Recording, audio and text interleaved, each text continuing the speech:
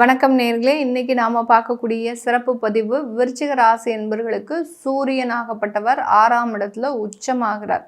இந்த மேஷ ராசியில சூரியன் பிரயாணிக்கக்கூடிய ஒரு காலகட்டம், இந்த சூரியன் உச்சம் பெறக்கூடிய ஒரு காலகட்டம்.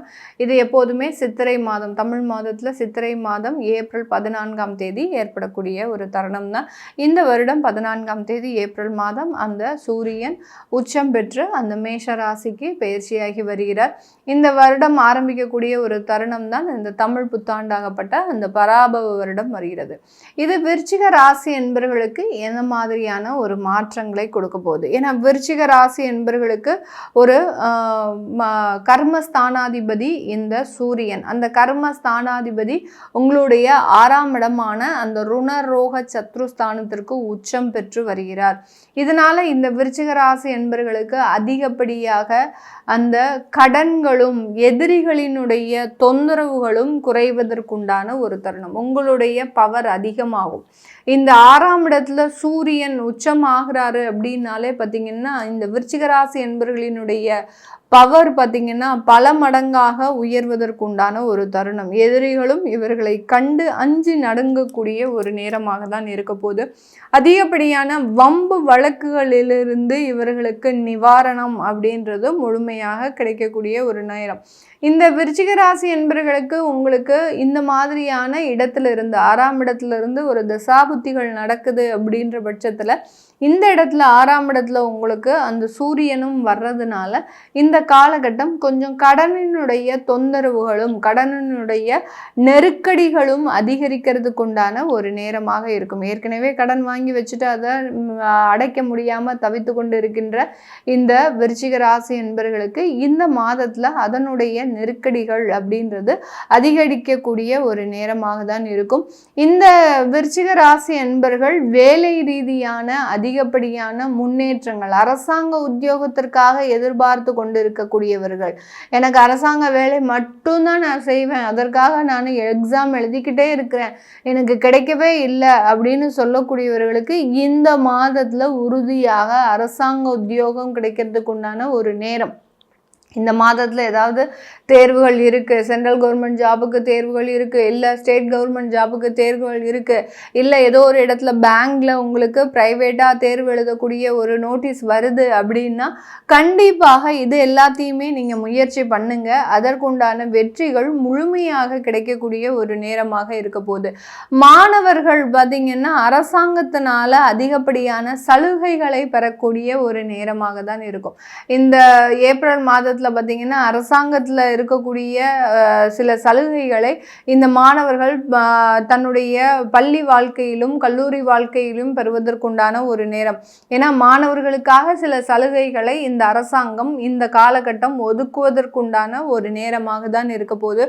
இந்த விருச்சிக ராசி அன்பர்கள் தன்னுடைய வேலை ரீதியான சில மாற்றங்களோடு தொழில் ரீதியான நிறைய ஒரு முன்னேற்றங்களையும் பெறக்கூடிய ஒரு நேரம். ஏன்னா கர்மஸ்தானாதிபதினு சொன்னோம் இல்லையா, தொழில்காரகனாகப்பட்ட அந்த சூரியன் 6ஆம் இடத்துல உச்சம் பெறும்போது கொஞ்சம் கடன் வாங்கி தொழில் செய்யக்கூடிய ஒரு நேரம். நிறைய பேர் கடந்த ஒரு 3 மாதத்துல வேலை இல்லாத இடத்துல நீங்க ஏதாவது ஒரு சின்னதா பார்ட் டைமா தொழில் செய்யலாம் அப்படின்னு நினைச்சு நீங்க சில விஷயங்களை ஆரம்பிச்சிருப்பீங்க. அது ஒரு நல்ல ஒரு முயற்சிக்கு ஒரு வெற்றியை எல்லாம் கொடுத்துருக்கும். அப்போ இந்த மாதத்துல நம்ம அதுக்கு உண்டான சில வழிமுறைகளை செய்து நிரந்தர தொழிலாக மாற்றணும் அப்படின்ற மாதிரியான சில முயற்சிகளை எடுப்பீங்க.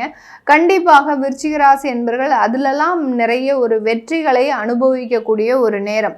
இந்த இடத்துல நம்ம முக்கியமா பார்க்க வேண்டியது இந்த விருச்சிக ராசி என்பவர்களுக்கு கர்மஸ்தானாதிபதி அப்படின்னு சொல்றோம் இல்லையா, இது முன்னோர்களினுடைய சாபத்தை கொடுக்கறதுக்கு உண்டான ஒரு நேரம், முன்னோர்களினுடைய தோஷத்தை நீங்க பெறுவதற்குண்டான ஒரு நேரம். இப்போ உங்களுடைய ஜாதக ரீதியாக ஒரு கன்னிப்பெண் சாபம் இருக்கு, ஒரு குருவினுடைய சாபம் இருக்கு, ஒரு கோயிலுக்கு உங்களுடைய முன்னோர்கள் ஏதோ ஒரு விளைவுகளை ஏற்படுத்தி இருக்கிறாங்க, ஏதோ ஒரு சின்னதா அறிந்து அறியாமலையும் சில தவறுகள் அப்படின்றது கடந்த காலத்துல இருந்திருக்கும், உங்களுடைய முன்னோர்கள் செய்திருப்பாங்க. அதுலேயும் முக்கியமா சிவன் கோயிலுக்கு செய்த சில விளைவு விளைவுகள்லாம் இந்த காலகட்டம் உங்களுக்கு இரட்டிப்பு மடங்காக வருவதற்குண்டான ஒரு நேரம்.